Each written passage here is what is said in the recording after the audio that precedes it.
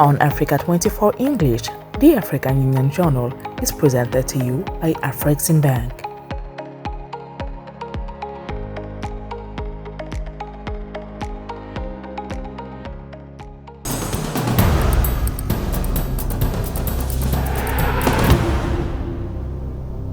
Africa faces a considerable need for funding to support its development, accelerate its industrialization, and boost its competitiveness. Faced with a shortage of concessional financing and rising debt costs, the continent is exploring new solutions to fund its economic transformation. From support to SMEs to the introduction of innovative risk-sharing instruments, initiatives are multiplying to address the development financing gap.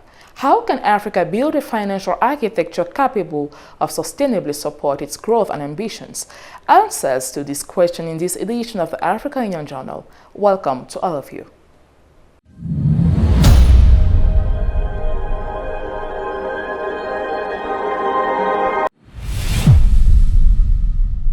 Access to finance remains a major challenge, particularly for the small and medium-sized enterprises that underpin the continent's economy. Experts stress that local resource processing, regional value chains, and the African Continental Free Trade Area cannot succeed without increased mobilization of financial resources for businesses. Joseph Morpho examines the issue. According to estimates by African financial institutions, the continent must mobilize more than $1.3 trillion annually to meet its needs in infrastructure, energy, agriculture, healthcare, and education in order to achieve the Sustainable Development Goals. Africa needs between $130 billion and $170 billion every year to meet its infrastructure needs, with an annual financing gap estimated at between $68 billion and $108 billion. The continent offers some of the world's greatest investment opportunities in energy, logistics, digital infrastructure, food systems, and critical minerals. Yet, Africa receives less than 1% of global foreign direct investment flows. Faced with declining external resources, many African countries are increasingly relying on their domestic capacities. Tax reforms, improved public governance, modernization of financial systems, and the development of capital markets are among the key measures being pursued to strengthen domestic resource mobilization. Experts also believe that Africa possesses significant internal financing potential. Through appropriate policies and better utilization of its resources, the continent could mobilize more than $1.4 trillion annually. This momentum is already visible through investments in infrastructure, energy, digital technologies, agriculture, and regional integration projects. Comme vous le savez, le continent dispose de ressources naturelles abondantes, mais il ne s'agit plus. As you know, the continent is endowed with abundant natural resources, but the challenge is no longer simply to export them in their raw state, it is to process and transform them. This is the very purpose of large-scale private capital mobilization, as well as the development of risk mitigation mechanisms that can facilitate major investment in Africa. This will enable the continent to mobilize more resources and transform African raw materials on African soil. Afin de transformer les matières premières africaines sur le sol. Beyond financial resources, Africa also intends to leverage its many natural advantages. The continent holds a significant share of the world's remaining arable land, substantial reserves of strategic minerals essential for the energy transition, and enormous renewable energy potential. Pour mobiliser davantage l'épargne africaine et les capitaux internationaux. To mobilize more African savings and international capital in support of transformative projects, we must deepen our financial markets, strengthen our regional institutions, and develop guarantee instruments, risk-sharing mechanisms, and blended finance solutions. Développer des instruments de garantie, de partage des risques et de financement mixte. For many observers, the challenge now is to convert these resources into local value addition, job creation, and inclusive growth. Development financing is not only about mobilizing capital, it is also about the ability of African economies to generate greater wealth, strengthen their resilience, and accelerate their structural transformation. Financing development remains one of the main challenges facing Africa. Against an international backdrop marked by geopolitical tensions, rising borrowing costs, and a scarcity of concessional financing, African governments are being called upon to rethink their strategies to sustain their economic and social growth in the long term. Joseph Mwafo explains. Amid global economic uncertainty and scarce capital, Africa is exploring new drivers of sustainable growth. Access to finance remains a major challenge, especially for small and medium-sized enterprises, which underpin the continent's economy. Their contribution to Africa's GDP is estimated at around 40%. SMEs also provide between 60% and 80% of jobs and represent 90% of the continent's economic fabric. Experts stress that local resource transformation, regional value chains, and the African Continental Free Trade Area will not succeed without greater mobilization of financial resources for businesses. Et un chiffre qui est important, c'est qu'on estime justement que There is one important figure to keep in mind. The financing gap for SMEs is estimated at approximately 330 billion US dollars.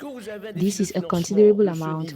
When you have a financing gap of that magnitude, while at the same time small businesses want to trade and engage in commerce, we must make it as easy as possible for them to expand their trading activities. leur capacité à trade beaucoup plus. The African Development Bank estimates that the financing gap for African SMEs amounts to several $100 billion, limiting their competitiveness and expansion. Foreign exchange constraints, high trading costs, and a lack of guarantees continue to weigh heavily on their growth. To address these challenges, financial institutions are strengthening guarantee schemes, credit lines, and innovative financing instruments. The objective is to secure trade and facilitate SMEs access to the capital they need for development. Nous avons aussi de grandes difficultés en ce qui concerne le... We also face significant challenges regarding transfer regulations and exchange regulations. At the banking level, we need to work extensively on exchange regulations, which in some of our regions have become obstacles to trade because they are extremely restrictive. The conditions imposed on transfers significantly reduce transactions and in some cases even encourage the emergence of informal and black markets. Réduisent à un certain niveau très important les transactions. Another key takeaway is the central role of the private sector in the continent's economic transformation. As the source of most jobs created in Africa, the private sector is now seen as an indispensable partner in addressing the challenges of industrialization, regional integration, and wealth creation. Several financing and partnership agreements have already been signed to support strategic projects in infrastructure, energy, agriculture, and trade. In 2025, just to give you a magnitude of figures, we committed about 3.2 billion euro of financing. Nearly 30% of this amount was directed to Africa, and more than 50% of this amount was granted for African financial institutions to support private sector development, but also African entrepreneurship. And nearly, we committed about 400 million euros for Choose Africa, which is our initiative to support SMEs and African corporate. Beyond the announcement, one message stands out. Making African economic integration a reality requires building stronger, more inclusive financial systems that are better aligned with the needs of businesses. The continent's sustainable transformation and the improvement of living standards will depend largely on the ability of its enterprises to invest, produce, and trade. The AFDB is investing $125 million in the African Trade and Investment Development Insurance, becoming its main shareholder. This move aims to strengthen investment risk coverage and facilitate the financing of infrastructure projects in Africa. It forms part of the new African Financial Architecture for Development initiative, which seeks to mobilize African capital to reduce the continent's financing gap. A report by Samantha Sabihu. The African Development Bank is investing $125 million in African Trade and Investment Development Insurance, RTD, thereby becoming its main shareholder. This recapitalization will strengthen RTD's ability to cover political and commercial risks, making it easier to attract investment and boost trade across the continent. This capital increase marks a significant shift in the role of the Pan-African financial institution within the framework supporting Africa's private sector. La nouvelle architecture financière africaine pour le développement répond directement aux 4 priorités qui guident notre programme. The new African Financial Architecture for Development directly addresses the 4 priorities guiding our shared program. First, it helps unlock the potential of African capital. It does so by connecting national savings, pension, and insurance assets, development finance, and international partners within structured platforms capable of financing at scale. À long terme, pour l'énergie, les transports, les infrastructures numériques et l'industrialisation.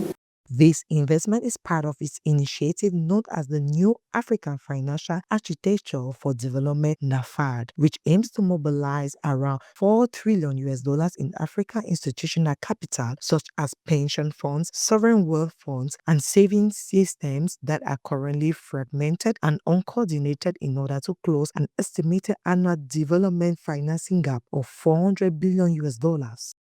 Deuxièmement, it supports resilient infrastructure and competitive value chains. It helps mobilize long-term financing for energy, transport, digital infrastructure, and industrialization. For the past quarter century, African Trade and Investment Development Insurance has helped secure investment in Africa with the support of 24 member states and several international partners. The African Development Bank is now seeking to strengthen the institution's capital by attracting new member states and private investors, while France is considering increasing its participation. According to CDOTA, Africa's development will increasingly depend on mobilizing domestic savings and African capital to sustainably support infrastructure and economic growth. On the sidelines of the 61st annual meetings of the African Development Bank, Brazzaville hosted the inauguration ceremony of the ATC Corporation FAGACE Financial Cluster on May 26, an initiative presented as a new risk-sharing tool designed to facilitate the financing of African economies and strengthen the continent's financial sovereignty. Viva Panzo reports. Faced with limited access to capital and the high cost of credit on the international market, several African institutions are now seeking to change the paradigm. Financial executives, investors, and public decision makers gathered to discuss a new instrument, the Guarantee Cluster. According to the organizers, Africa continues to face a paradox. Despite its abundant natural resources, youthful population, and the opportunities offered by the African Continental Free Trade Area, the continent still struggles to mobilize long-term financing to support its economic transformation. Alors que le déficit annuel de financement du continent dépasse les 400 milliards de dollars, while the continent's annual financing gap exceeds $400 billion, Africa nevertheless has mobilizable domestic savings estimated at nearly $4 trillion. Faced with this $4 trillion in savings that are still not being effectively channeled towards development, the guarantee mechanism becomes a key instrument. One of the objectives of launching this guarantee cluster today is precisely to transform risk and direct the savings pool towards productive projects. Vers les projets productifs que nous lançons aujourd'hui notre cluster de garantie. The ETC FAGACE cluster aims to become a risk-sharing platform capable of strengthening investor confidence, supporting SMEs, and facilitating financing for strategic sectors such as agriculture, infrastructure, energy, and digital technology. For participants, financial guarantees should now be regarded as a genuine driver of economic transformation and regional integration. Generally, prudential ratios prevent banks from taking excessive risk when investors and SMEs promoters do not provide sufficient banking guarantees. This can increase perceived risk and make banks reluctant to lend. Alternatively, when banks take on too much risk, they expose themselves to sanctions from the regulators. In our case, the central bank recognized 100% of the value of guarantees issued by FAGACE. Its alliance with ETC enhances technical efficiency and expertise, simply because today, digital platforms will be used to access these guarantees. This means greater efficiency for us as players in the banking sector. says it has mobilized more than 6.5 trillion francs CFA to support the financing of the economies of its member states. Through this initiative, African financial sector stakeholders aim to make guarantees a strategic tool capable of reducing the perceived risks of investing in Africa and sustainably accelerating financing for the continent's development.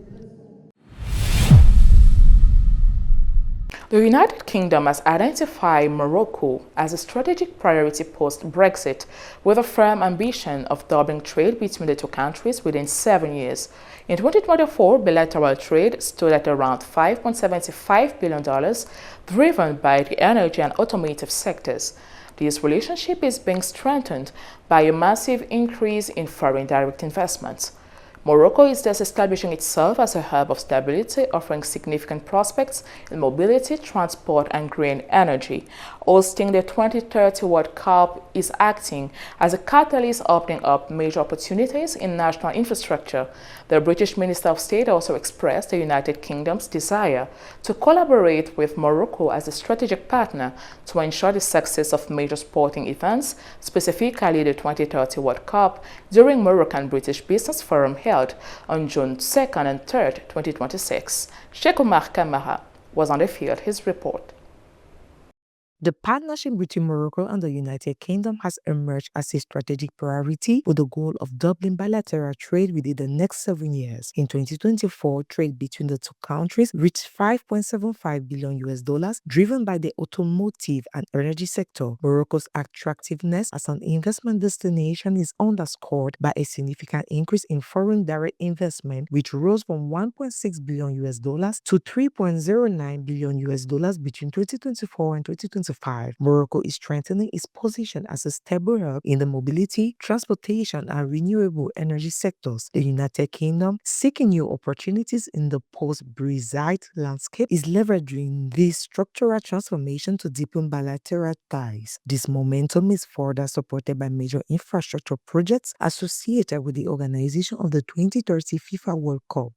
Ils sont venus pour créer de nouvelles opportunités, profiter aussi des nouvelles transformations que connaît le Maroc aujourd'hui. L'enjeu est de consolider ces relations afin que les jeunes puissent en tirer profit. Notre ambition est d'établir un partenariat équilibré, un objectif commun, renforcer les échanges. However, this relationship goes beyond a purely transactional framework and is increasingly focused on large-scale infrastructure partnerships. During his visit, the United Kingdom's Minister for Trade, Chris Bryant, highlighted his enthusiasm while leading a delegation of 50 specialized companies, comparing the economic potential of the United Kingdom to that of California. We view Morocco as a land of opportunities somewhat comparable to the state of California, particularly at the stage as it prefers to host the FIFA World Cup. I am here accompanied by 50 companies specializing in the organization of major events, and we wish to work with Morocco to contribute to the success of this event. We have also set ourselves a new objective to double the volume of trade between Morocco and the United Kingdom over the next 5 to 7 years. Moreover, Morocco and the United Kingdom have reaffirmed their intention to continue enhancing their bilateral relations, notably following at the United Kingdom's historic decision to join the growing number of over 130 countries supporting Morocco's autonomy plan aimed at ending the conflict over Western Sahara. These companies have come to learn more about the projects being undertaken by the Kingdom in connection with the FIFA World Cup. This includes infrastructure projects, mobility initiatives, energy projects, and transportation developments. It is an opportunity for businesses from both countries to get to know each other and explore potential areas of collaboration around the projects we are developing in Morocco. It is also an opportunity for Moroccan companies to gain a better understanding of the projects and opportunities available in the United Kingdom.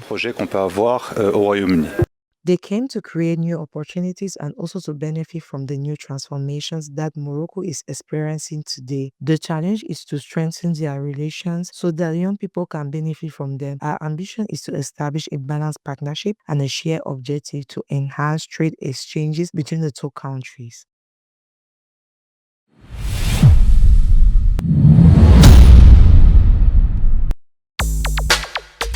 The 49th Ordinary Session of the African Union Executive Council is scheduled for June 24 to 25, 2026 in El Alamein, Egypt. The meeting, which brings together the foreign ministers of the Pan-African Organization's member states, will proceed to the 8th biannual coordination meeting between the African Union and the Regional Economic Communities, RECs, scheduled for June 27, 2026. Under the leadership of the current chairperson of the African Union Commission, Mahmoud Ali Yusuf, African foreign ministers will examine critical issues focused on trade, sovereignty, regional integration, and sustainable development. The discussions will be directly aligned with the Agenda 2063 and the African Union's 2026 theme dedicated to sustainable access to water and safe sanitation on the continent. The coastal city of El Alamein in Egypt hosts the 8th mid-year coordination meeting of the African Union, Regional Economic Communities and Regional Mechanisms from June 24 to 27, 2026. This edition will focus on the African Union's development priorities. African leaders will assess the progress of major continental initiatives including conflict resolution, peace and security, infrastructure and energy development, the promotion of free trade, and the Visa-Free Africa initiative to stimulate regional integration. Water and sanitation management, the central theme for the 2026 within the African Union. The 44th Annual Southern African Transport Conference, ACTEC 2026, will take place from July 6 to 9, 2026 in Pretoria, South Africa. This major event of the transport sector in Southern Africa will bring together engineers, researchers, public decision makers, logistic operators, and regional institutions. Discussions will focus on the modernization of transport infrastructures, sustainable mobility, the digitalization of logistics systems, and regional integration. The event aims to propose innovative solutions to improve connectivity and support economic growth in the SADC region. The African Development Bank is accelerating the implementation of the new African Financial Architecture for Development (NAFAD). Coordinating this initiative is Didier Quote from Togo, an influential figure in the African private sector.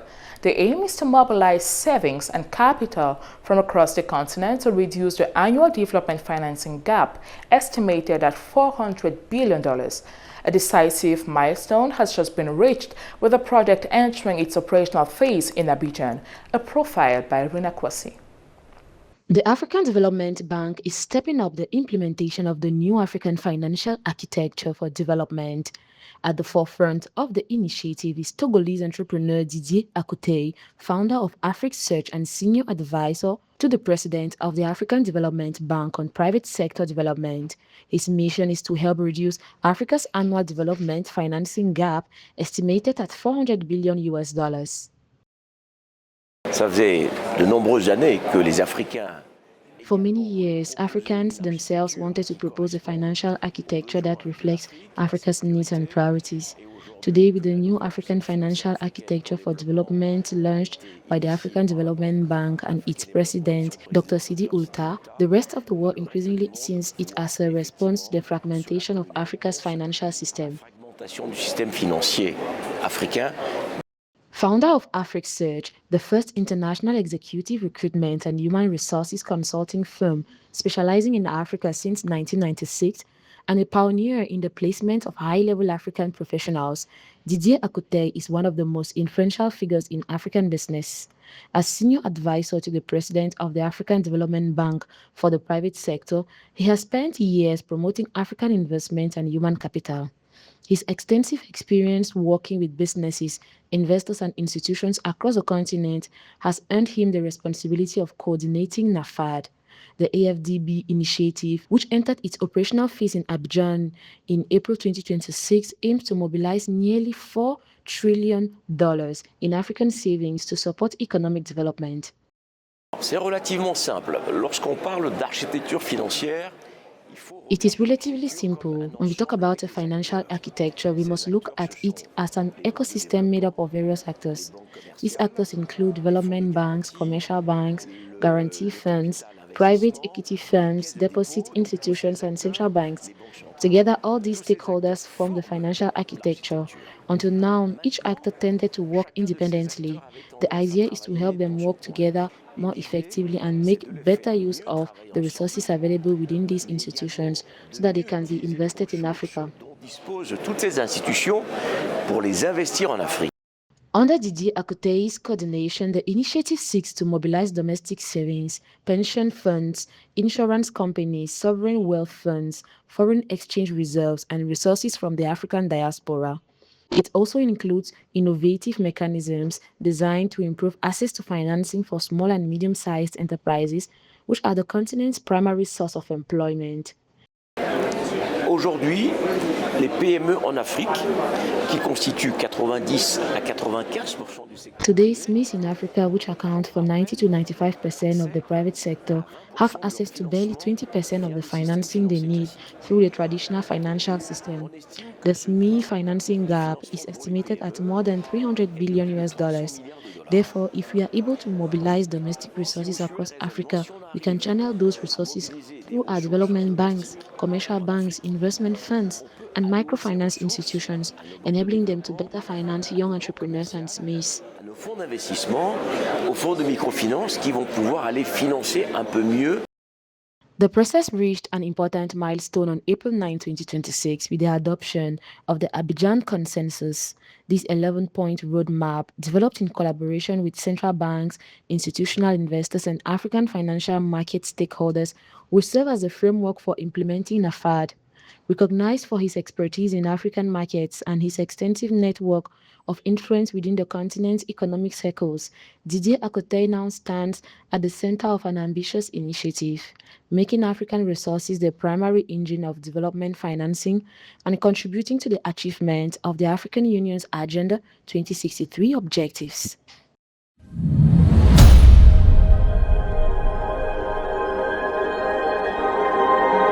Ladies and gents, thank you for following. This was the African Union Journal, prepared by the entire editorial team. Find all the latest African news on our website, africa24tv.com, and on the app, MyAfrica24.